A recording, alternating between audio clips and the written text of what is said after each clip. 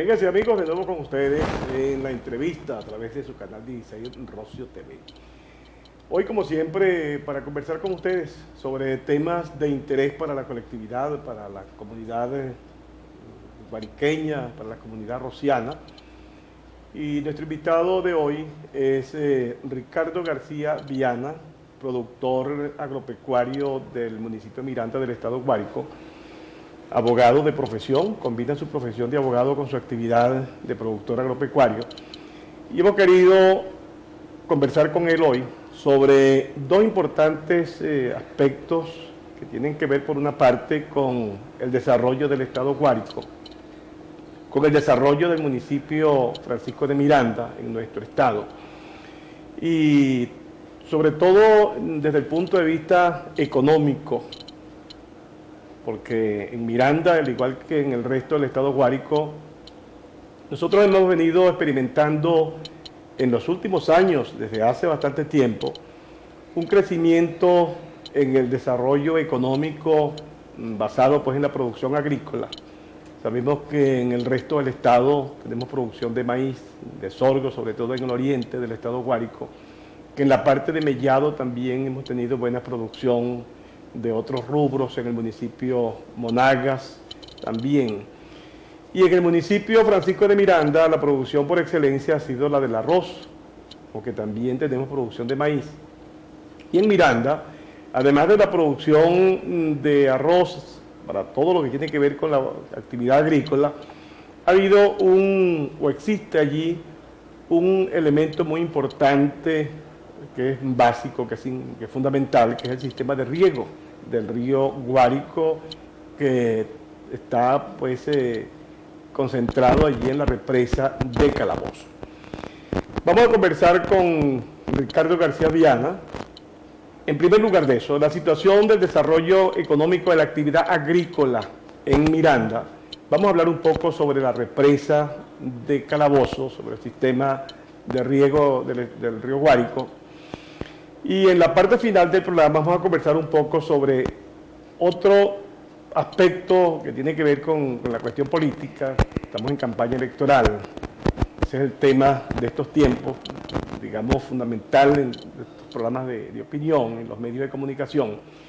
Vamos a hablar porque Ricardo García Viana es también secretario general del Partido Nuevo Tiempo en el estado Guárico y es representante del comando de campaña en el municipio Francisco de Miranda, es el coordinador del comando de campaña de la Mesa de la Unidad o de la Unidad Democrática en el municipio Francisco de Miranda. Eso lo vamos a hablar al final, porque quisiéramos tocar con él un punto que está por allí también en el tapete, sobre todo en las redes, no tanto en los medios impresos, no hemos visto mucho hablar del tema, ni en la radio ni en la televisión, que es la situación del caso del regreso a nuestro país del exgobernador del estado Zulia, ex candidato presidencial Manuel Rosales, fundador del partido Nuevo Tiempo. Muchos comentarios, no lo vamos a calificar, vamos a dejarlo allí como muchos comentarios a través de las redes, sobre todo, como nosotros no subestimamos las redes, la importancia que tienen las redes para la comunicación entre las personas.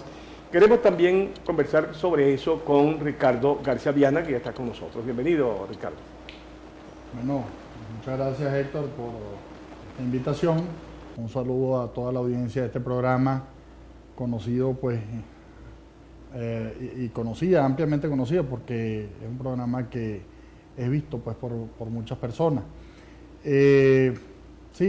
Bueno, Héctor, la situación con la producción en el estado es muy grave, pero en Calabozo en particular se presenta una situación que es realmente terrible.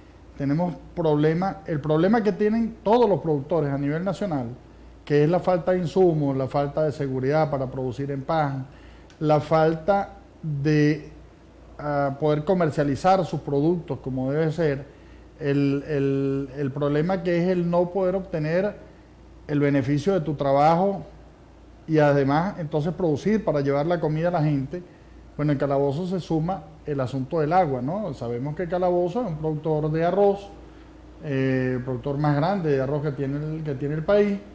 Se siembran 2 ciclos, el ciclo norte-verano es regado principalmente por la represa, por el embalse, el Generoso Campilongo. Pues bien, este embalse está prácticamente seco, ya se dijo que no iban a dar agua para el riego en este ciclo de norte-verano, por lo que la producción en el sistema va a ser infinitamente menor a lo que normalmente ocurre, porque la capacidad de sembrar arroz con agua del subsuelo, extrayendo agua de los pozos, es mucho menor que con el agua pues que entra a las parcelas por vertido o entregada por la represa. Te estoy hablando de que un muy buen pozo puede generarte 100 litros por segundo de agua allá en la zona, 110 litros quizás.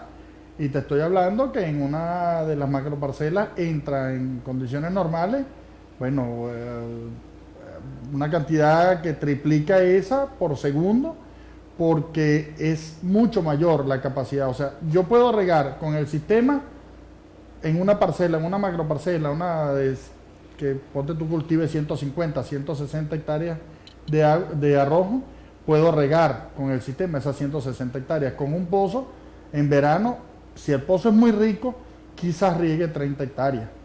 Pero lo que es peor aún, con los costos que por razones de combustible y de lubricantes y de repuestos, que eso significa, y que el mantener un pozo prendido, un motor prendido, todo el día, las 24 horas durante el tiempo de riego, en los aproximados 110 días, 120 días de agua que se requiere para llevar el cultivo desde la preparación hasta el momento en que se le saque el agua, aproximadamente a los 110 días de cultivo para ya estar en ciclo de cosecha. Bueno, te imaginarás el costo que eso representa, con unos precios del arroz que no aumentan, unos precios del arroz que hablan de un subsidio, que en estos días el presidente de la República anunció que había aprobado el subsidio para la cosecha del invierno y no ha pagado la del verano. Entonces, bueno, te imaginarás la condición en la que están los productores. La realidad es que Calabozo fue un productor tan grande de arroz que nuestro problema era dónde almacenar el arroz para cuando viniesen los compradores de fuera exportar. Generalmente venían de Colombia a comprar el arroz en los tiempos en los que realmente producíamos bastante arroz, y nuestro problema era la capacidad de almacenamiento para lo que producíamos. Bueno, ahora no hay arroz. Quien va a Calabozo se da cuenta de que en el sistema hay muy poco arroz sembrado. Ahorita estamos en plena cosecha y no hubo pico. Este año no hubo pico de cosecha ni en el verano ni en el invierno. ¿Por qué no hubo pico? Bueno, porque no hubo esa cantidad de arroz que se producía. Entonces, bueno, el stock de cosechadora fue suficiente, a pesar de que por no haber repuestos para mantener las máquinas, el stock de cosechadora se ha disminuido. Pero no hubo necesidad porque la cantidad que se está produciendo es muy poca. Fíjate, Ricardo, tú has hablado del problema de los insumos, problema de los repuestos de las máquinas y todo lo demás pues que se requiere para el trabajo de la cosecha, de la siembra y de la cosecha del arroz, que es de lo que estamos hablando en este caso en el municipio de Miranda y concretamente en Calabozo. Pero también mencionaste lo de la inseguridad, para adquirir, digamos, los bienes, los repuestos, las máquinas, o estamos hablando de la inseguridad personal que también está afectando a los productores en la zona. Bueno, cuando te hablo de la inseguridad, no te hablo de el desabastecimiento que en materia de repuestos y de insumos hay. Te hablo de la inseguridad personal. Recuerda que esto es en el campo.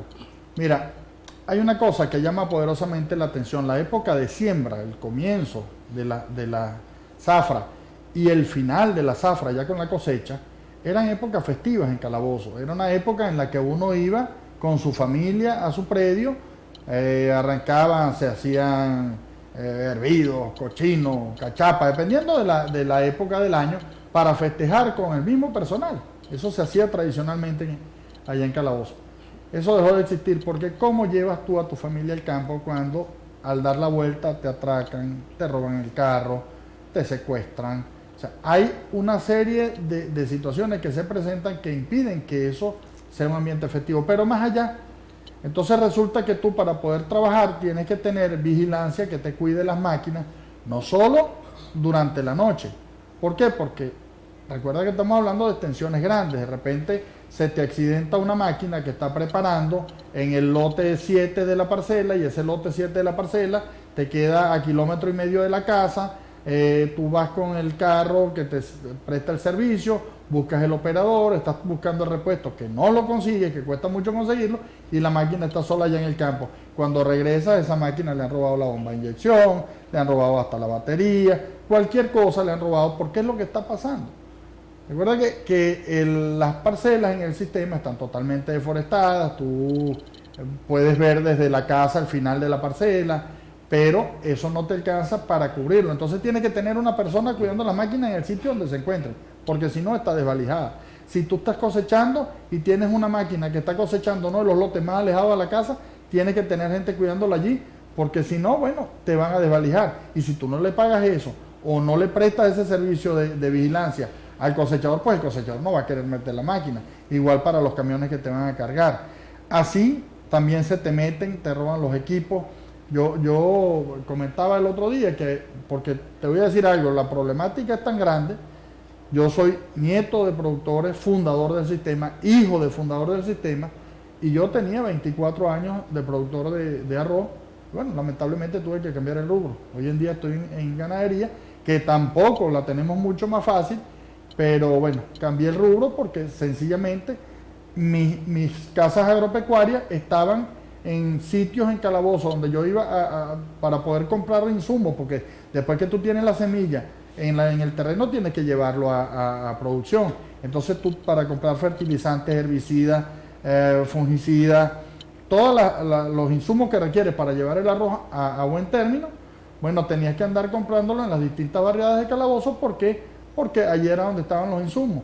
Tú ibas a Agropatria, que hoy día es Agroestante, y bueno, ahí no había nada. Te daban un crédito en Agropatria, y bueno, ok, ibas después de interminables colas. El arroz, señores, no es un producto que tú puedas, o un cultivo que tú puedas decirle, aguántate que el fertilizante llega en una gandola la semana que viene. No. Tú normalmente tienes que tener ese fertilizante en existencia para aplicarlo en el momento en que el arroz lo pide. Bueno, aquí había que esperar a que llegasen las gandolas a ver si en ese turno te tocaba o no te tocaba. Tienes ese problema de producción. Ese problema de producción al final te lo va a representar una mala cosecha. ¿Por qué? Porque la mata es una mata débil, es una mata que no te va a producir como debe ser, y bueno, en ese momento te das cuenta de todo lo que le faltó al arroz. Con los costos actuales, que aún obteniendo una excelente cosecha no pagas, porque no pagas, con el precio actual no pagas, queda, mira, un arroz que esté alrededor de los 5.500, 6.000 kilos, que nadie me va a decir a mí que es un arroz mediocre, porque es un buen arroz. Ese arroz hoy en día no paga el financiamiento que requieres para producir. Debes quedar por debajo actualmente entre los 7 y 8.000 bolívares por hectárea. Así o sea que tampoco es un negocio sembrar arroz. No, para nada. El arroz dejó de ser negocio hace largo rato, más de 7, 8 años. Vinimos pues subsistiendo con quienes teníamos los equipos, trabajábamos más o menos organizados, podíamos producir a un buen nivel, pero actualmente ya ni eso, ya ni de esa forma es negocio, para nada. El productor está subsistiendo, comiéndose los hígados, como decimos allá en Calabozo, y bueno, descapitalizándose cada día más. Y eso a lo que va a llevar es a la falta de trabajo, a la falta de producción, que ya está viendo arroz, porque ya estamos comiendo muchísimo arroz importado. Pero hay una comunidad que por encima de todo lo que eso acarrea, por ejemplo, para una comunidad como la calaboceña, que vive particularmente la producción de arroz, dentro de esa comunidad hay unos miembros que debería tenerse en cuenta cuando la gente sale a decir del milagro agrícola, que hay una producción grande de arroz. Antes de salir con esa cara dura, deberían tenerse en cuenta que son las personas que se encargan de aplicar directamente los servicios manuales, los que nosotros cariñosamente llamamos los cabeza negra. Esas son una comunidad que está alrededor de 4.500, 5.000 personas.